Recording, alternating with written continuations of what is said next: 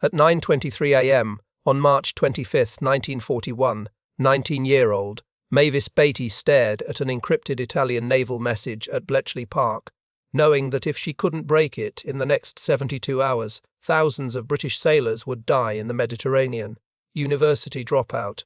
6 months at Bletchley, 0 Enigma breaks. 2,303 Italian sailors about to learn what happens when you underestimate a teenage girl with a gift for patterns. The office was cold.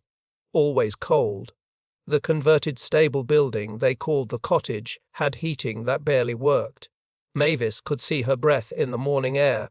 Around her stacks of encrypted Italian messages, hundreds of them, all unbreakable, all filed away as intelligence losses. Each one represented Allied ships sailing blind into enemy waters. The Royal Navy desperately needed to crack Italian naval enigma. Mussolini's fleet was strangling Allied supply convoys to Egypt. Ships were being sunk faster than they could be replaced. February had been a bloodbath. 7 Allied cargo ships torpedoed. 340 sailors drowned.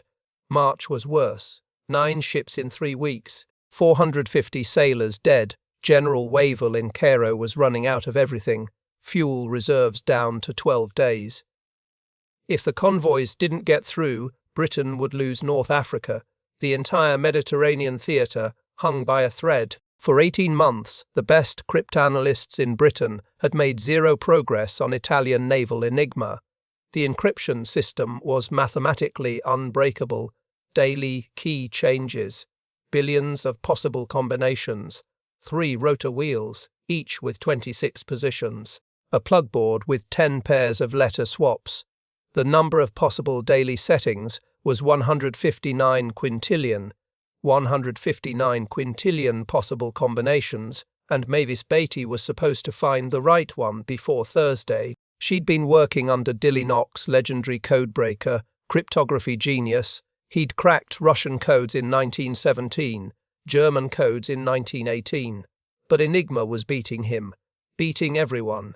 Knox's team had been trying everything. Mathematical attacks, frequency analysis, pattern recognition. Nothing worked. Italian operators were too careful, too professional.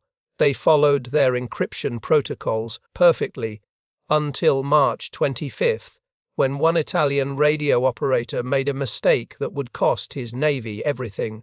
Mavis had grown up in Dulwich, South London, middle-class family. Her father worked in insurance, her mother managed the household, 3 siblings, normal childhood. Nothing remarkable, except Mavis had always seen patterns where others didn't. Word games, crossword puzzles, she could solve them faster than anyone in her family. Her father called it a party trick. Her teachers called it exceptional pattern recognition. She dropped out of University College London in September 1940. She'd been studying German. Her professors told her she had a gift for linguistic patterns, could spot grammatical structures that native speakers missed. When war started, she wanted to do something useful. Her German professor recommended her to the government code and cipher school. They were recruiting linguists, people who understood language structure. The interview was strange. 2 men in civilian clothes. They asked her about German grammar, about whether she could spot patterns in random letter sequences, about whether she could keep secrets. She said yes to everything. 3 weeks later, she received orders to report to a place called Bletchley Park, Station X, a Victorian mansion in Buckinghamshire that the government had requisitioned for communications research. But Mavis wasn't just breaking codes for Britain. She was breaking codes for her fiancé. Keith Batey worked in a different section at Bletchley. They'd met during her first week. He was 23, brilliant with mathematics, terrible at small talk. They'd fallen in love over encrypted messages and late-night coffee in the mansion's drafty corridors. Keith was working on German naval codes. Mavis was assigned to Italian traffic. Different enemies. Same war. Same desperate race against time. Keith's work meant Allied convoys could avoid German U-boats. Mavis's work could mean the same for Italian surface raiders. Every message she failed to decrypt Was Keith's colleagues sailing into danger? Every unbroken code was another convoy at risk. She wasn't fighting an abstract enemy, she was fighting for the people she loved. The encrypted message came in at 8:47 a.m, standard Italian naval traffic, call sign XYZ14, sent from the Italian Supermarina headquarters in Rome. Destination, Admiral Angelo Icino's flagship, the heavy cruiser Vittorio Veneto. Mavis intercepted it. Routine intercept. She'd processed maybe 200 Italian messages in the past week, all unbreakable, all filed away as intelligence failures. This one looked exactly like every other failed intercept. Blocks of encrypted letters. No obvious patterns, no clear structure, just random-looking 5-letter groups that meant nothing without the daily ENIGMA key. Mavis started the standard analysis, letter frequency count, looking for repeated patterns, checking for operator errors. Standard procedure, she'd done this 200 times, found nothing 200 times, but this time was different. She saw it at 9:23 a.m, after 36 minutes of staring at encrypted gibberish. A repeated pattern in the encrypted text, 6 letters SQPBN, appeared at character position 47 in the message, then appeared again at character position 87. Same letters, same order, exact match. Her heart started pounding. This shouldn't be possible. ENIGMA was designed to never encrypt the same plaintext the same way twice. The rotors advanced with each keystroke. The probability of the same 6-letter plaintext producing identical ciphertext at different positions was astronomically low, billions to 1. Unless the Italian operator had typed the exact same 6-letter word twice at exactly the rotor positions where the encryption happened to produce identical output. Mavis looked at the message structure. Radio operators used filler words, padding, nonsense phrases to bulk up short messages. Standard procedure, the filler words were supposed to be random, different every time. But what if this Italian operator was lazy? What if he used the same filler word repeatedly? What if he typed percha or some meaningless padding twice? If Mavis was right, those 2 identical encrypted patterns represented the same plaintext word typed at different rotor positions. That was the opening she needed. She took the encrypted message to Knox, showed him the repeated 6-letter pattern, explained her theory about filler words. Knox looked at the message for maybe 30 seconds. His face was unreadable. Then he said, "You know we're not supposed to be working on this." Mavis said, "Yes, sir. You know if you are wrong, Command will use this as proof we're wasting time. They'll shut down the cottage. Everyone here gets reassigned." "Yes, sir. And you know if you are right but can't prove it fast enough, they'll say we got lucky. They'll still shut us down." "Yes, sir." Knox looked at her for a long moment, then he smiled. First time Mavis had seen him smile in weeks. He said 3 words, "Prove it works." He was giving her permission to violate direct orders, permission to risk both their careers, permission to bet everything on a repeated 6-letter pattern that might mean nothing. Have you ever had to choose between following the rules and doing what you knew was right? That moment when everything you've worked for hangs on a single decision. If you've ever felt that weight, you know why stories like this matter. That is why we're digging up these forgotten moments every week on WW2 Shadow Tales. Hit subscribe if you want to see what happens when ordinary people make extraordinary choices. Mavis worked through lunch, didn't eat, didn't take breaks, just stared at encrypted letters and ran calculations. She tried common Italian words, Italia, Nave. None of them produced consistent results when she tested them against the rotor mechanics. At 14:30, one of the liaison officers from the main mansion walked into the cottage. Captain James Bradshaw, Intelligence Command. He was looking for Knox. Mavis heard them talking in Knox's office, couldn't make out the words, but she heard Bradshaw's tone, official, stern questioning. After 10 minutes, Bradshaw left.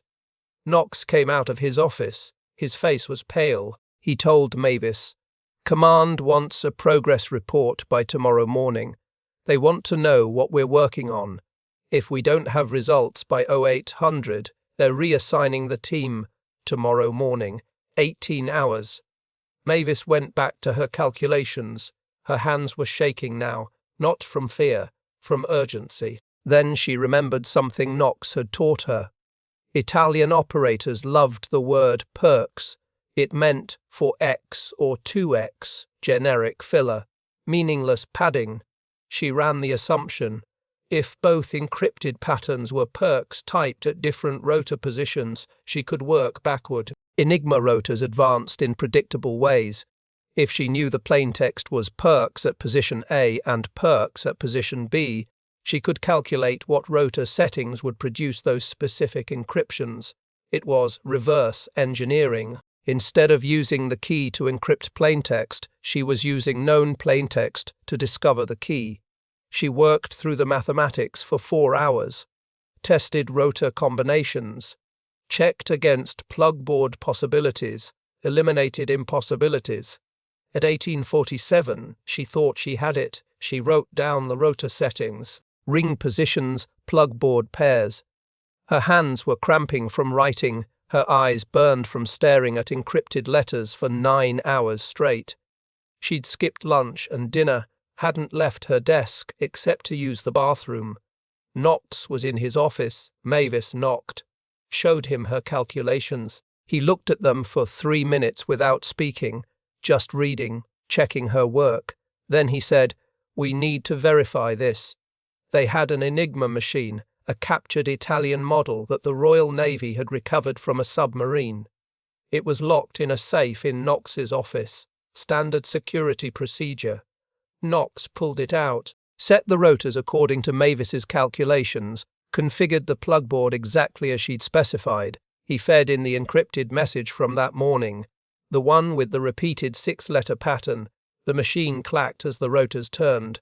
Letters appeared on the output lamps. Clean Italian plaintext, perfect decode.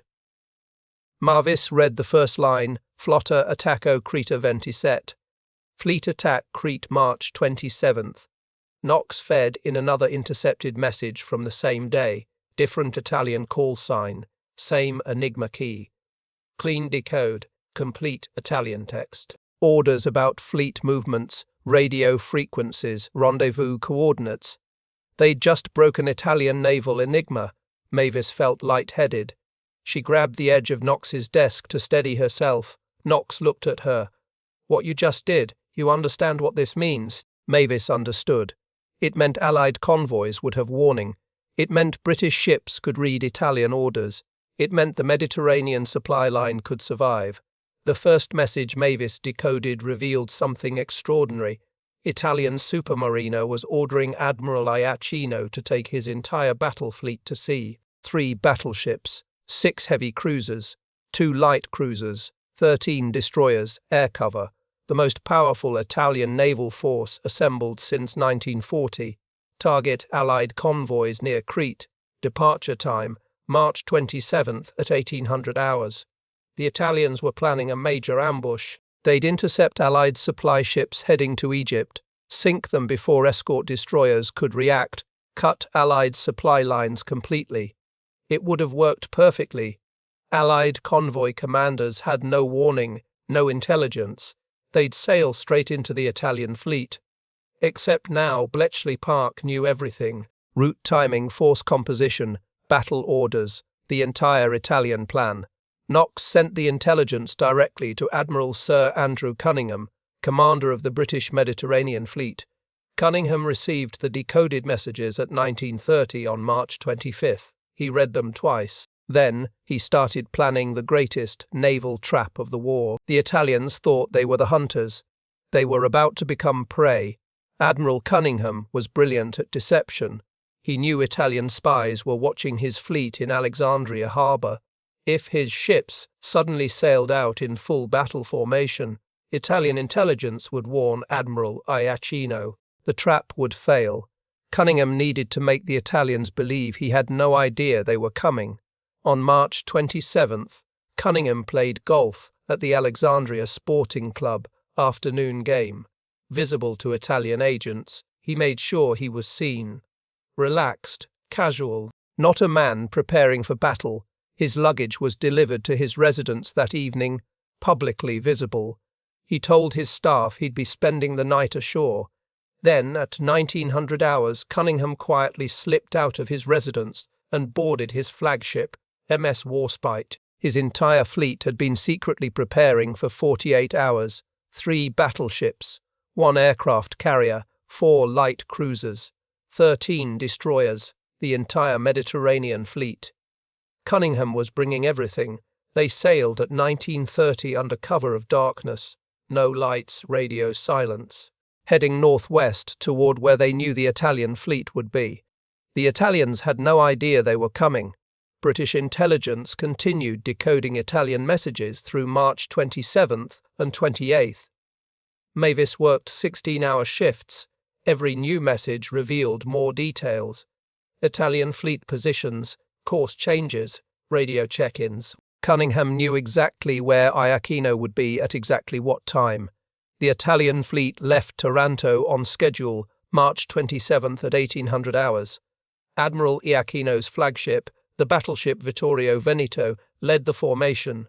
They sailed south toward Crete, confident, professional, expecting to ambush defenseless Allied convoys. The trap was set. On March 28th at 08:12, British aircraft from HMS Formidable spotted the Italian fleet, 70 miles south of Crete.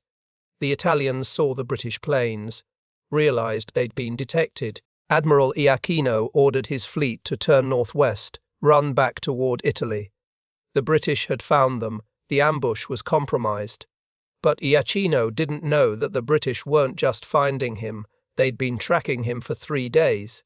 They knew his course, his speed, his destination. Cunningham's fleet had positioned itself directly between the Italians and safety. At 10:30, British carrier aircraft launched their first strike, torpedo bombers.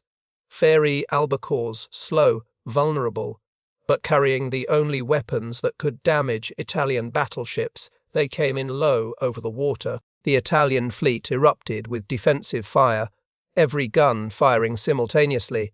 The sky filled with black smoke and tracers. 3 British aircraft were shot down on the approach. Pilots killed instantly, but 1 torpedo got through. The Vittorio Veneto was turning hard to starboard when the torpedo struck, port side just aft of the engine room. The explosion tore a hole 30 feet wide in the battleship's hull. Seawater rushed in. The engine room started taking on water. 1 boiler room was completely flooded. The Vittorio Veneto's speed dropped from 28 knots to 16 knots, then to 12 knots. The battleship was crippled, barely moving. The Italian fleet scattered. Iaquino ordered cruisers to form a protective screen around the damaged flagship, but the damage was catastrophic. The Vittorio Veneto couldn't keep pace with the rest of the fleet, couldn't maneuver defensively, couldn't escape. Worse, one of the heavy cruisers, the Polar, had taken severe damage from near-miss bombs. Her engines were dead. She was adrift, completely immobile, dead in the water. 8,000 tons of steel, 750 sailors, sitting helpless in the middle of the Mediterranean, with night approaching and British battleships hunting them. Admiral Iaquino made the decision that would kill 2,303 of his men. He ordered the cruisers Fiume and Zara to turn back, protect the Polar, tow her to safety if possible. Those 2 cruisers and their destroyer escorts turned around, headed back toward the disabled Polar, sailing directly toward where Cunningham's battleships were waiting. The Italian sailors on those ships didn't know they'd just been ordered to sail into an ambush. They thought they were conducting a rescue operation. Standard naval procedure. You didn't abandon your comrades. They followed orders, turned their ships around, sailed back toward certain death. Cunningham positioned his fleet 5 miles from the disabled Polar, waited, let the Italian rescue ships approach. At 22:27, British destroyers detected the Italian cruisers on radar. The Italians didn't have radar, couldn't see the British ships in the darkness, had no idea they were sailing into a trap. The Italian lookouts saw nothing, just darkness, ocean, stars, no enemy in sight. Cunningham positioned his battleships 3,800 yards from the approaching Italian cruisers. That is just over 2 miles, point-blank range for battleship guns. At that range, missing was physically impossible. His battleships turned broadside. All main batteries aimed at where the Italian cruisers would be in exactly 90 seconds. HMS Warships, 8 15-inch guns, 8 15-inch guns, 8 15-inch guns, 8 15-inch guns, 24 of the largest naval guns in the world, all aimed at Italian cruisers that didn't know they were there. Cunningham waited. Let the Italians approach closer, closer, until they were at the exact killing range he wanted. At 22:28, he gave the order. Searchlights. Massive naval searchlights mounted on the British battleships snapped on simultaneously, beams of white light cutting through the darkness, illuminating the Italian cruisers like actors on a stage. The Italian sailors were blinded, couldn't see anything except white light, couldn't see where the light was coming from, couldn't identify the enemy. For 3 seconds, the Italian crews stood frozen, confused, trying to understand what was happening. Then HMS Warships fired. The first salvo from Warships hit the heavy cruiser Fiume at 22:28 and 15 seconds, 5 15-inch armor-piercing shells, each weighing 1,900 pounds, each traveling at 2,300 feet per second. 3 shells hit the Fiume midship, penetrated the armored belt, exploded inside the hull, the cruiser's internal structure disintegrated, ammunition magazines ignited, secondary explosions tore the ship apart from the inside. The Fiume was destroyed in the first 20 seconds of combat. HMS Valiant fired 4 seconds after Warships, 8 15-inch shells, all aimed at the heavy cruiser Zara. 4 direct hits. The Zara's bridge exploded. Admiral Cattaneo was killed instantly, cut in half by shrapnel. The Zara's forward boiler room took a direct hit. The boiler exploded. Superheated steam killed everyone in the engine spaces. 140 men burned to death in seconds. The Italian cruisers tried to return fire. Gun crews desperately loaded shells, aimed at where they thought the British ships must be, fired blind into the searchlight glare. Their shells missed by hundreds of yards. They couldn't see their targets, couldn't calculate range, couldn't aim. British battleships fired salvo after salvo, methodical, precise. Every 30 seconds, another 24 armor-piercing shells hammered the Italian cruisers. At 22:47, the Fiume's main magazine exploded. The forward half of the cruiser disintegrated. 730 Italian sailors were still aboard. Most died instantly. The Fiume sank at 23:15, went down bow first. Survivors were screaming in the water, calling for rescue. Oil from ruptured fuel tanks covered the surface, caught fire. Men burned to death in the water. The Zara lasted longer, continued taking hits for 4 hours. British battleships fired 113 shells at her, 90 direct hits. She sank at 02:40. 783 Italian sailors died aboard the Zara.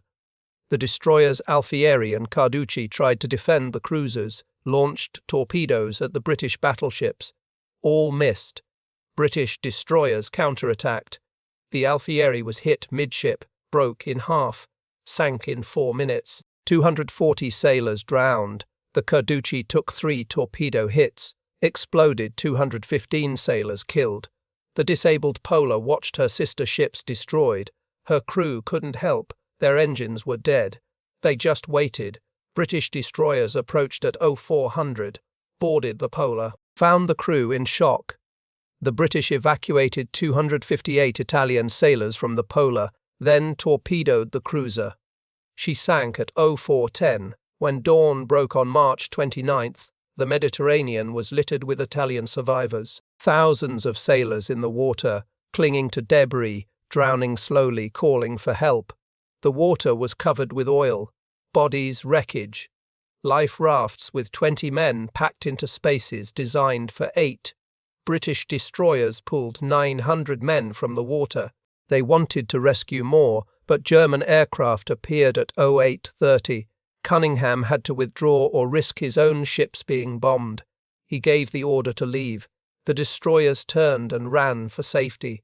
Behind them, 1,400 Italian sailors were still in the water, drowning, burning, dying slowly under the Mediterranean sun. Italian vessels arrived later and rescued another 160 sailors. The rest drowned. 2,303 Italian sailors killed. The Battle of Cape Matapan was the most one-sided naval engagement in modern warfare. 5 Italian warships destroyed. 2,303 Italian sailors dead. Allied losses: 3 men killed when a British aircraft crashed during operations. 3 to 2,303, and it happened because Mavis Batey noticed a repeated filler word in an encrypted Italian message. Italian Naval Command tried to understand what happened. How had the British known exactly where their fleet would be? How had Cunningham positioned his battleships perfectly for an ambush? They investigated their communication security, checked their codes, verified their ENIGMA procedures. Everything looked secure. No obvious breaches, no evidence of compromise. They interviewed the surviving radio operators, asked about encryption procedures, message protocols, security compliance. One operator mentioned that he sometimes used standard filler words to pad short messages. Standard practice, nothing unusual. He'd used perks maybe twice in the same message on March 25th. But that shouldn't matter. Enigma encrypted each instance differently. The ciphertext would be completely different. Except it wasn't different. Because of a quirk in rotor mechanics, typing perks at certain positions could produce identical encrypted output. 1 in 10 million chance. The Italian operator had hit that 1 in 10 million, and Mavis had noticed. The Italians never suspected that a 19-year-old British girl had broken their unbreakable encryption by spotting that repeated filler word. Never suspected that one lazy operator's shortcut had cost them 2,303 lives. Mavis continued working at Bletchley Park until 1945. She broke multiple Enigma variants, trained other cryptanalysts, became one of Knox's most trusted analysts. When Knox died in 1943, Mavis was one of 3 people he personally requested to continue his work. She married Keith Batey in 1942. Their entire courtship was classified. They had 3 children, lived quietly in Oxford. Mavis became a garden historian, wrote books about historical gardens, consulted on heritage preservation. For 30 years, nobody except a handful of former Bletchley Park staff knew what she'd accomplished. In 1974, the British government partially declassified Bletchley Park operations. Books started appearing about Enigma, about Turing, about the codebreakers. Some mentioned Mavis, most didn't. The focus was on male cryptanalysts. The women who'd done critical work were footnotes. Mavis didn't care about recognition. She'd done her duty, saved lives. That was enough. But historians started finding her name in declassified documents, started realizing her role at Bletchley Park was larger than anyone had acknowledged. She received official recognition late in life. In 1987, she was awarded the Lion d'Honneur by France for her contribution to defeating Nazi Germany. In 2012, she received a Lifetime Achievement Award from GHQ, Britain's Signals Intelligence Agency. Both honours came decades after her work, long after it mattered for her career or reputation. Mavis Batey died on November 12, 2013. She was 92 years old. Her obituary in the Telegraph described her as one of the most important female codebreakers of World War II.